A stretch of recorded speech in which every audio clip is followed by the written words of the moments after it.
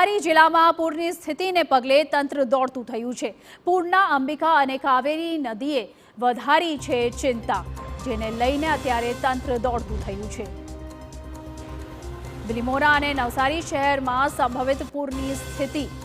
નદીઓમાં ઘોડાપૂરને પગલે અનેક રસ્તાઓ થયા બંધ। વહીવટીતંત્રની સાથે પોલીસ વિભાગ પણ અત્યારે એક્શનમાં।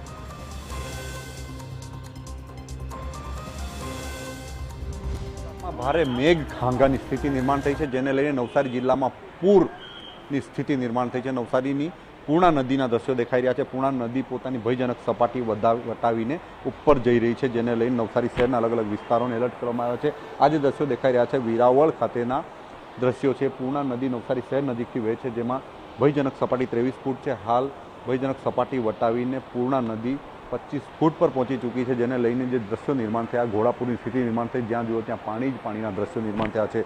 નવસારી શહેરના અલગ અલગ વિસ્તારોને એલર્ટ કરવામાં આવ્યા છે, જેમાં ખાસ કરીને ભેંસતખાડા વિસ્તારમાં સૌથી વધુ પ્રથમ વખત પાણી ભરાવાની શરૂઆત થાય છે, એ વિસ્તારને સૌથી એલર્ટ કરવામાં આવ્યો છે। આજુબાજુના વિસ્તારના લોકોને સલામત સ્થળે ખસી જવા માટેની પણ ચેતવણીઓ આપવામાં આવી છે।